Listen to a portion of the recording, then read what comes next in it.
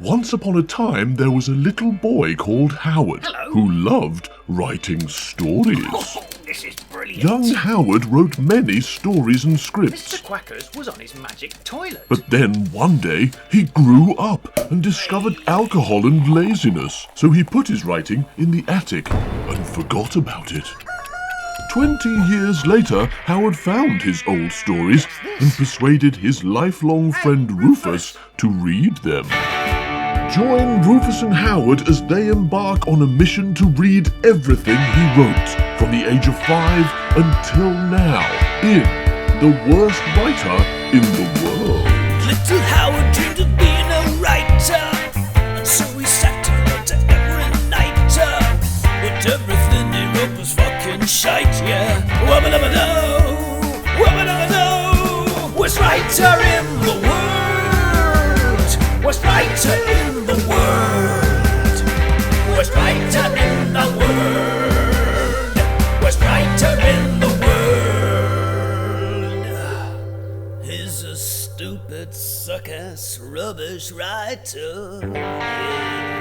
Welcome to The Worst Writer in the World. Today we're starting a brand new, longer story. It's a movie script written by Howard. How long ago? Oh my gosh, more than 20 years ago. More than 20 years ago. And what's it called, Howard? It's called Rapunzel. Wait a minute. Are you telling me that that's the original title, yeah. You're telling me that you wrote Rapunzel? Yes. Didn't the brothers Grimm write that before you? Didn't they sneak in a few hundred years before you? They wrote something very dissimilar to this.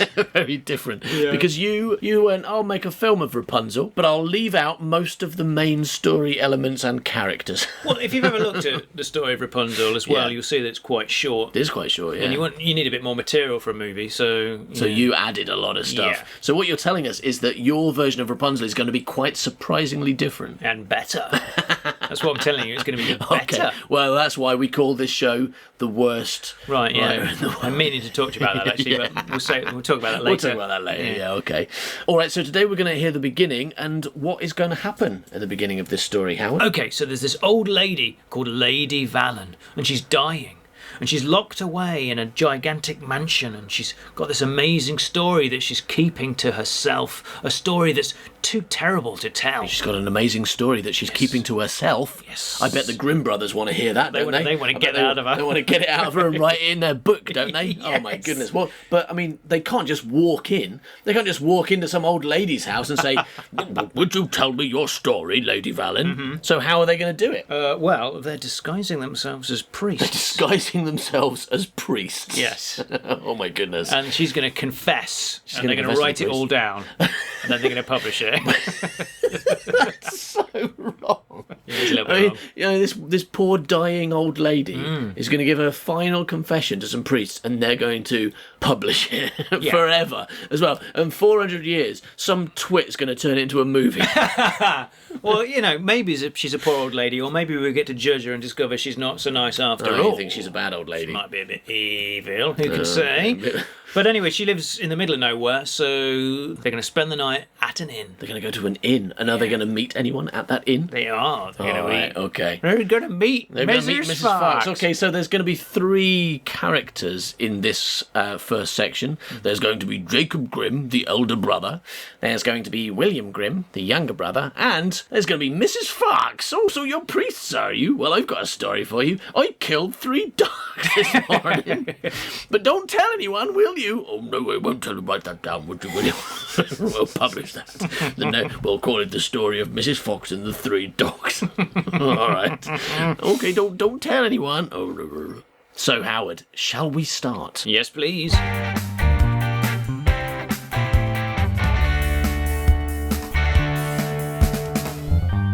All right, so titles, close up on wheel. Right. Doesn't say what kind of wheel. Bicycle wheel, car wheel, Ferris Wheel, Yeah, definitely. yeah. But actually, no, this is a character. It's a character called Fred Wheel. Close up on Fred Wheel. Yeah, who is driving a truck. The wheel belongs to an ancient carriage, which is moving steadily through mud and rain. Title music, reminiscent of Psycho, Ha! in its relentless... And it's relentless travelling feel. Yeah, I mean, it's What a it's sentence. relentless travelling feel. What's wrong with that?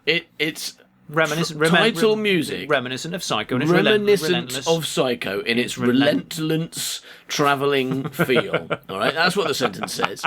I mean, to fair play to you again. Concise. Yeah. You have crammed a lot of information into that quite short sentence, and you've gone. I don't need relative clauses, or I don't need to put it in another sentence. I'm just gonna cram a bunch of words together and hope it makes sense. Well, I mean, you can't have relative clauses in Psycho, can you? Because it's just you dressed up in a wig. I mean, there's spoilers there, but I mean, that clause, that's not your mum at all. That's not a relative clause. That's a you clause. It's you in a wig. It's you in a wig clause. Damn, you found me out. So title music, reminiscent of Psycho, and it's relentless. And relentless is spelled RELENTLENCE. You don't need to tell me how to spell relentless. You think I don't know how to spell relentless? Because it's not relentless, it's relentless with ENCE on the end. Yeah, it's relentless. I know how to spell relentless. I invented the word. Okay, yeah, I'll agree. That is therefore true. All right. So if anyone knows what relentless means, please write in and tell us. All right. Interweaved within this orchestrated music. All right, now all music's orchestrated, isn't it? No. Because otherwise, it's not orchestral music. It's orchestrated. Otherwise, it's just play whatever you want, whenever you want. Don't worry about it. We've got 4 instruments. You're on guitar. You're on bass. You're on drums. Just go for it. I don't mind. No, you can give us any clues about what we should play. Just make sure it's relentless. I'm sorry, what? Just make sure it's relentless and it'll be fine. Okay. Yeah. Can you give us a few more words? Yeah, all right. Relentless travelling feel. Is that helpful? Yeah, all right. I'm just going to hit this drum, all right? Is that okay? Yeah. Just make it like Psycho. Is that what that means? It doesn't mean that, does it? I think it means because that's not music, it's is not it? the music. I think the music to Psycho is the music to Psycho is. So it has a kind of rolling, unstoppable feel. Yeah. Well, obviously it sounds better than that. And that's the unorchestrated version of Psycho That was music. you on your own with no orchestra behind you. Okay, Just so that's what I playing mean. whatever they want. So what I mean by orchestrated version is like not just me going. Na, na, na, na, na, na, na, na, na. The music is not just me going na na na. Although at the moment, obviously, it is. Yeah. And when I pitch this script to you, it will be. But don't think that's what I want. Don't record me and put me over the title sequence going na na na na. Yeah. And we also, interweave within this orchestrated music, we hear Rapunzel's song sung over and over. Now that No. yeah, go on, you do the music. I'll do. Rapunzel's song.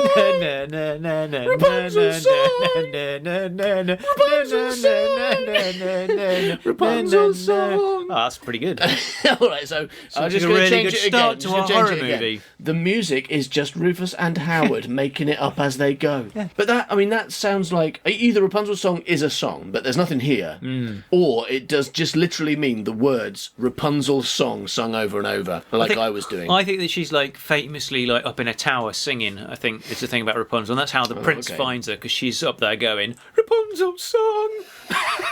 Rapunzel's song. And you're there going, no. And then the prince comes along, he looks at her and goes like, yeah, I'll maybe pass on that actually. Skip it. She seems fine. Yeah.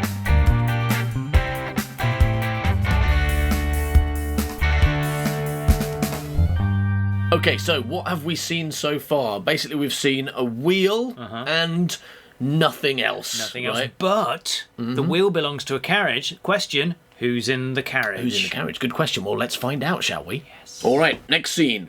Exterior. So we're outside. On the road to Mother Holler. Is that a place? It is the name of a Brothers Grimm story. And so I named the place Mother Holler. Okay, so we're on the road to Mother Holler, night 1625. Ooh. So it's got to be winter, because otherwise it wouldn't be night at 4:25, would it? Very good, Trevor.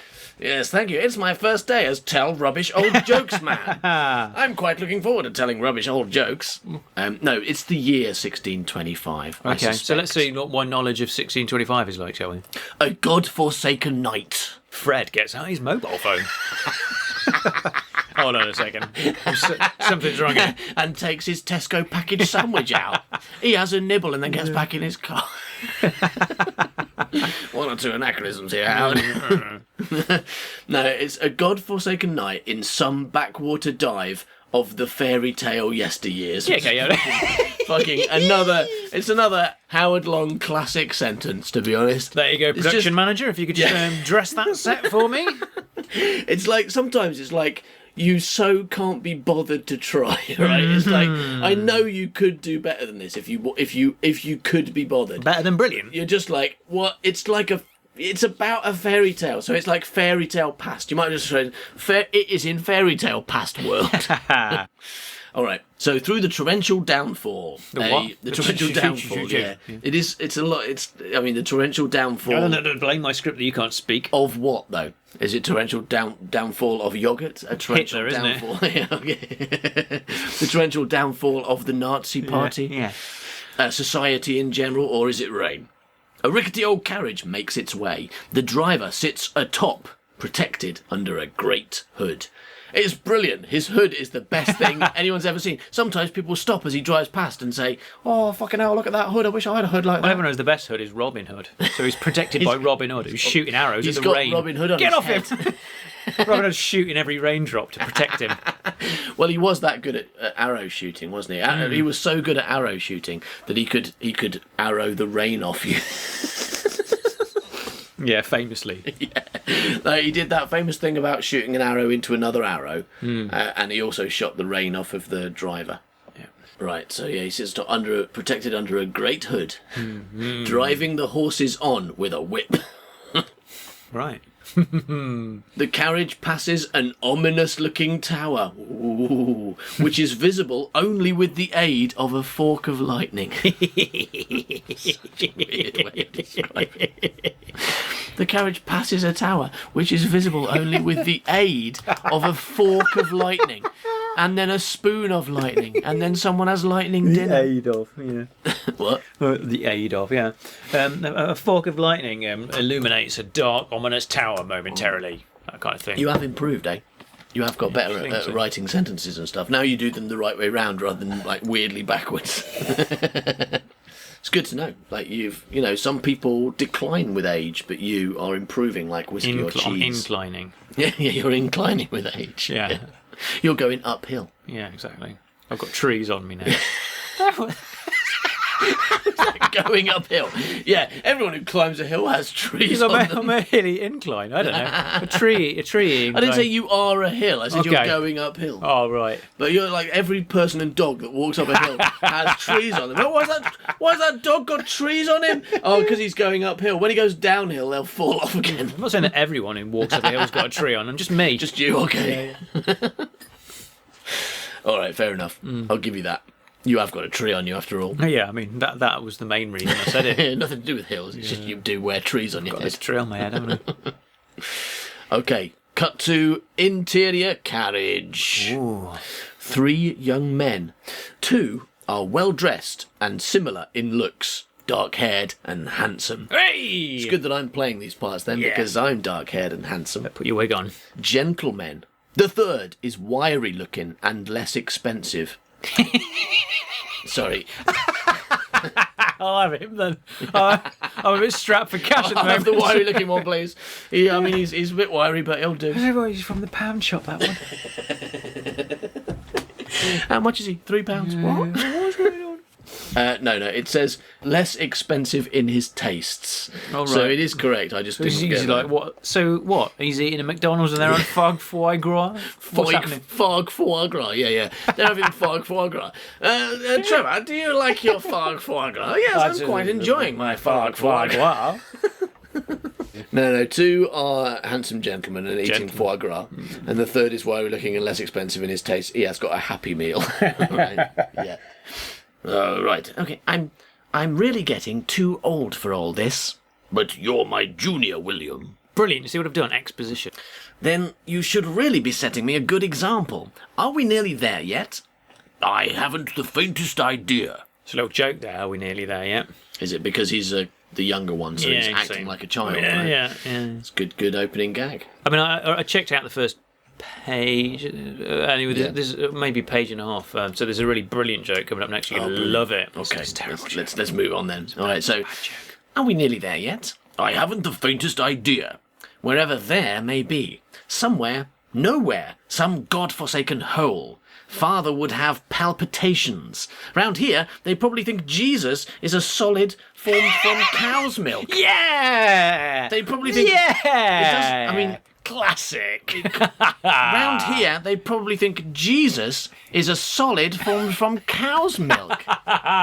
Because Jesus, and I'm going to explain this because it's not actually very clear for several reasons. One, the word Jesus doesn't sound that much like cheese or even cheeses. And who says cheeses? And if you did say cheeses, I mean, sometimes we do. For example, types of cheese are cheeses.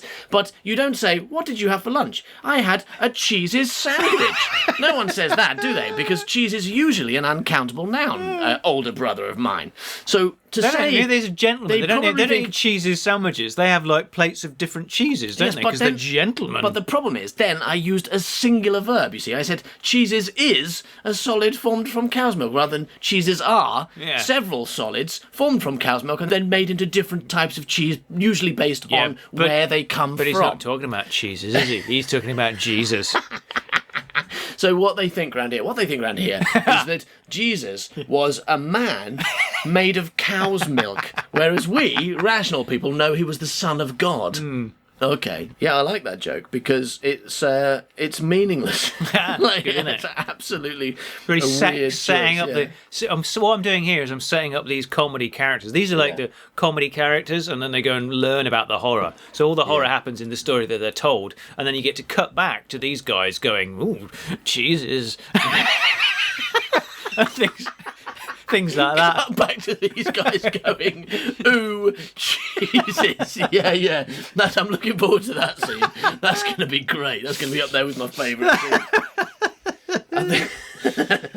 All right, so William says, around here they probably think that Jesus is a solid from cow's milk. Yes. Brilliant. And then he has a little, like rubs his lapel and looks pleased with himself. Squeezes his hooter. Yeah.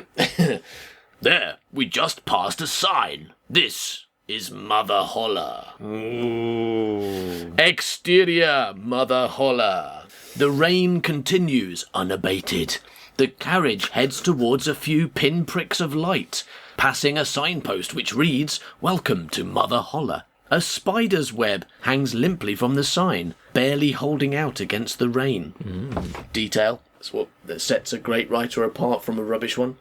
Yeah. Most writers wouldn't have bothered mentioning that spider's web on the sign, but you've gone all the way. You've gone, no, detail. There's a spider's web on the sign. I know why. And a chicken standing on it. No, I don't know why it mentions a spider's web. Okay, why? Because it's like there's like spiders' webs all the way through it. Oh, There's really? Spooky spiders, loads of spooky spiders in this script. Are they an integral part, or are they just part of the background? Yeah, no They part are. of it, yeah. Okay, next The scene. chicken, not so much. Don't know why I put that there. It's just a little local colour. Yeah. I mean, that's the thing. In the 1600s, there probably were just chickens walking around all over the place. There weren't as many battery cages back then, you know, just loads of chickens walking around. There's 50 billion chickens in the world. Where do you think they went in the 1600s?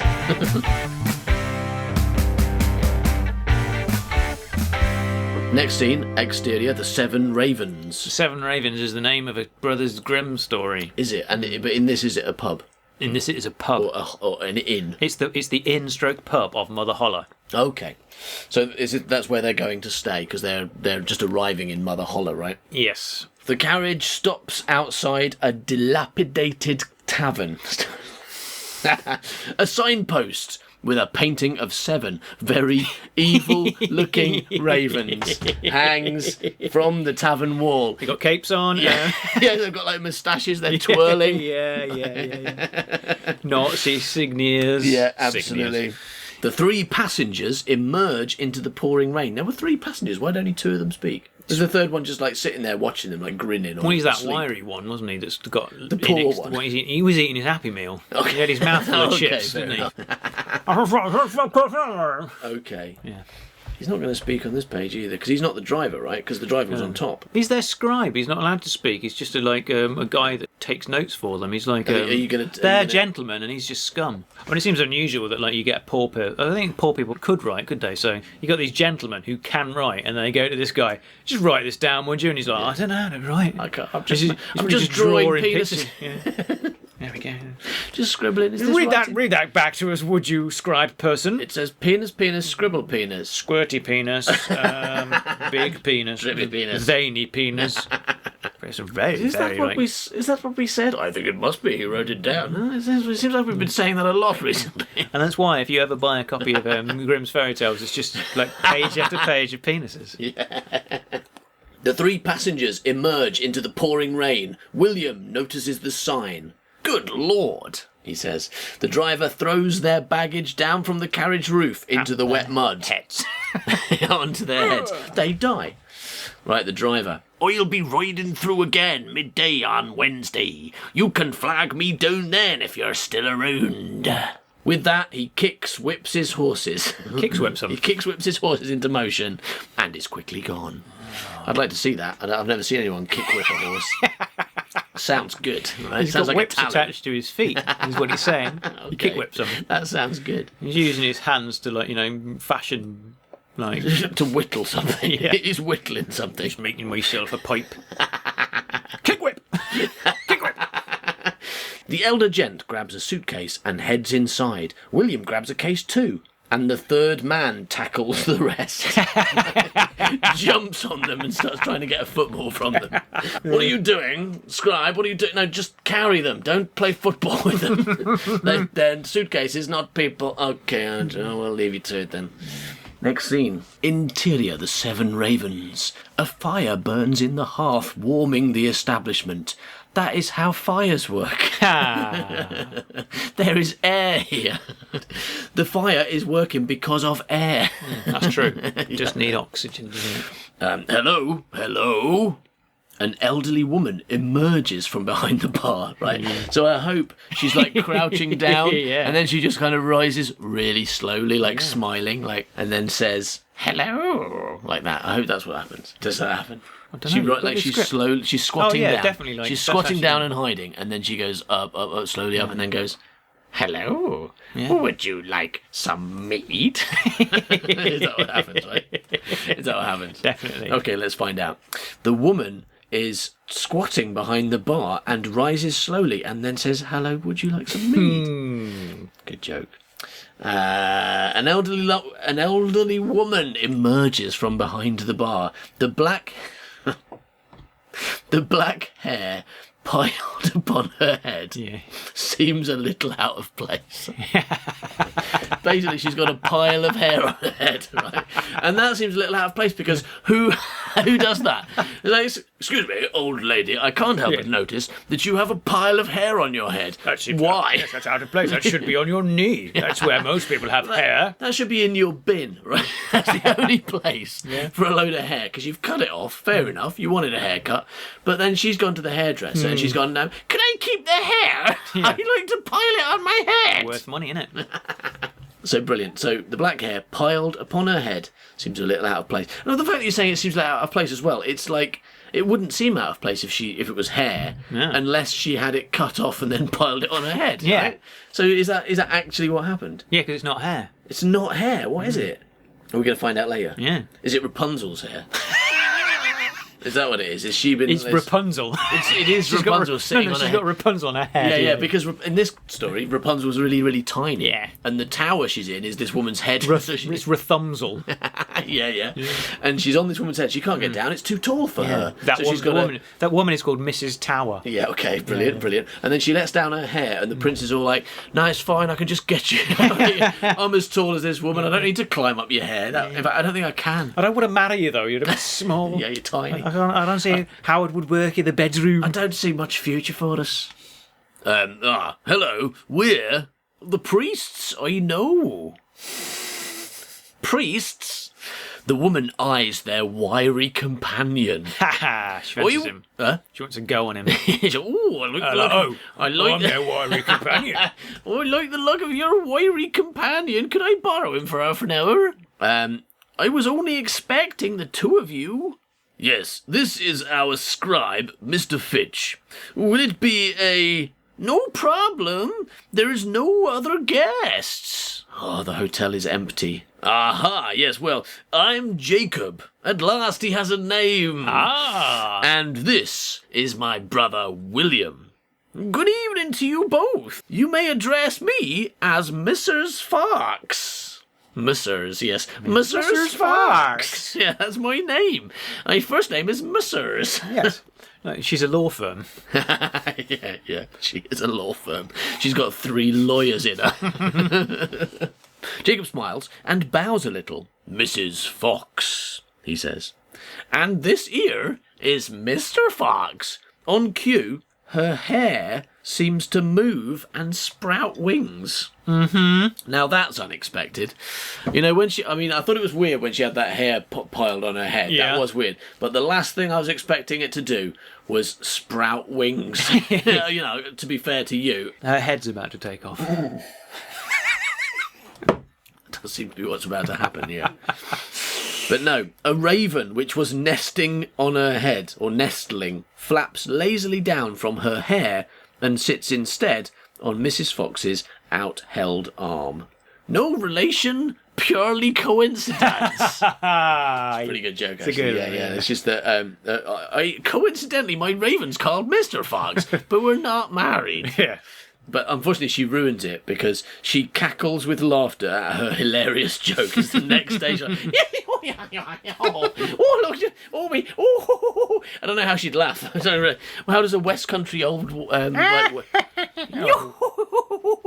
you do it like that. She says, yeah, does that work? Very good. Oh, wasn't that a good joke I just made about the raven being called Mr. Fox but not being my relation? Actually, he's my brother. Just a joke. Jacob and William exchange looks. Mr. Fitch stands by the fire. Your scribe, he's got the right idea. Get yourselves by the fire and I'll fix you all a drink. What's your pleasure? You look like a brandy man. That sounds like an insult, right? You are a brandy man. I'm just going to make some brandy. No relation.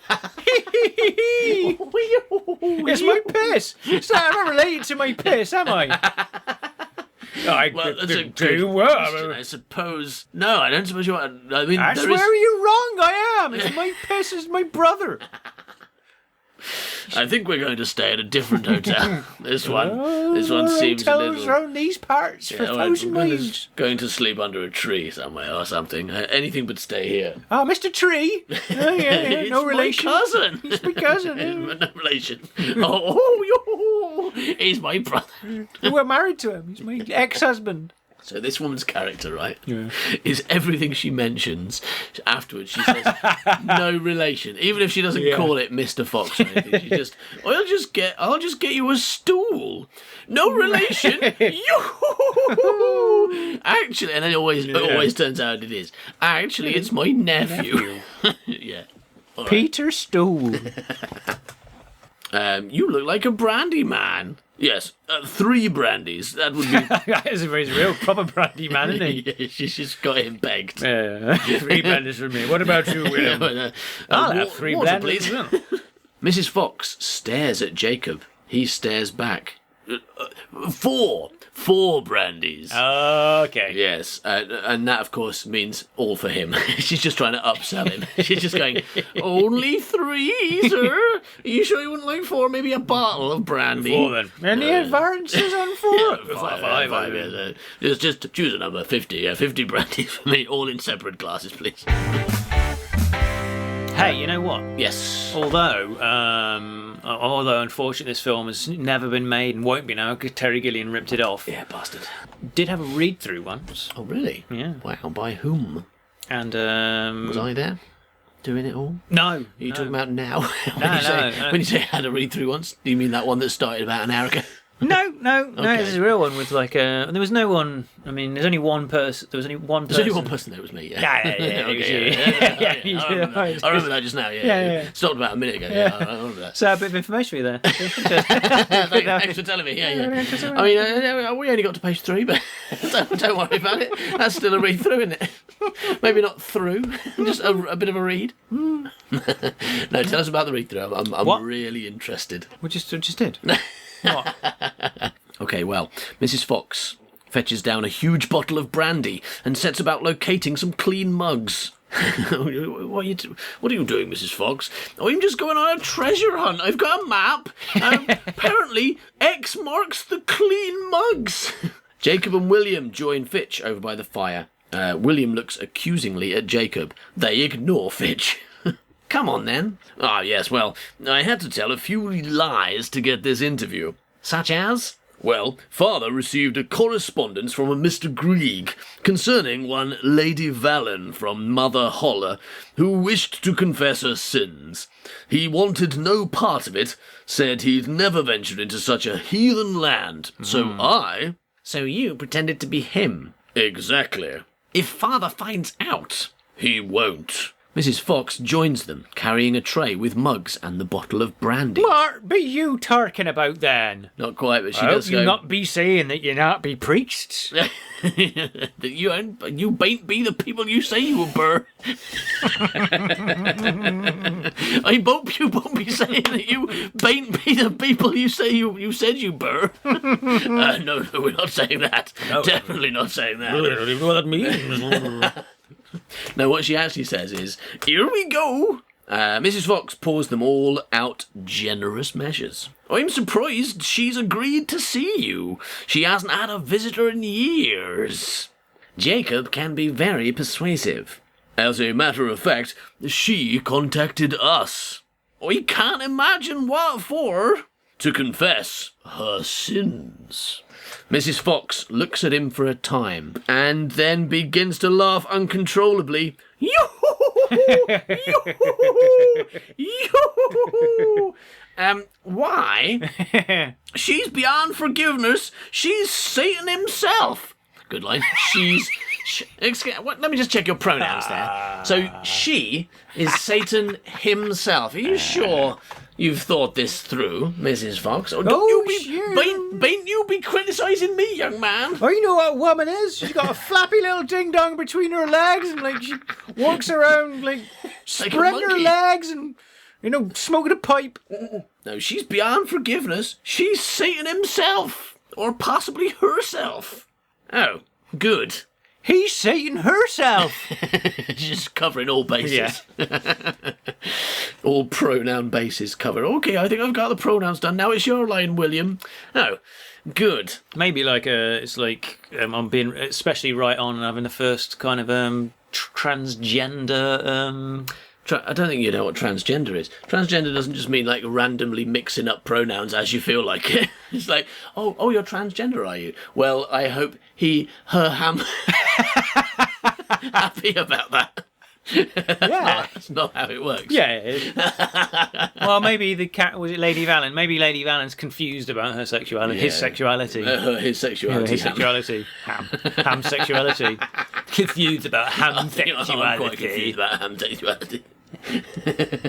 Yeah, maybe. But I mean, even if you are, you still don't get confused by pronouns. If you're thinking you might be transsexual, you don't start then suddenly using random pronouns and the people around you. She's not using them. It's like a game of, excuse me, I am potentially transgender. I haven't quite decided yet. So could you occasionally use he and occasionally she when you talk about me? Is that okay? Yes, okay, thank you. Maybe she was pre-op when the sentence began. She was in the middle of an off-road by the time Mrs. Fox had finished the sentence. Oh, shit, she's a dude now. Yeah, absolutely. She's Satan. Snip. Himself. Yeah, maybe. Yeah, because having your penis cut off definitely turns a woman into a man. You're so good at science. Snip. Himself. Yeah. Oh, good. So, where exactly is she? Oh, she's not here. She lives in the Chase. She's halfway around the world. I don't know what you're doing here. Yeah, she's at the doctor's having her penis cut off so she can become a man. She's at the doctor's having his penis cut off. So he can become a woman. No, she's at the doctor's having his penis cut off. So, yeah, that's it. That's the sentence.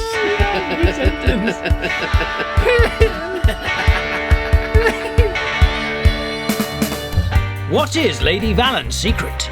Is it that her first name is Rapunzel? Or is it that she's the only person in the village who doesn't believe in cheeses? Find out next week on the Worst writer in the world. Worst writer in the world.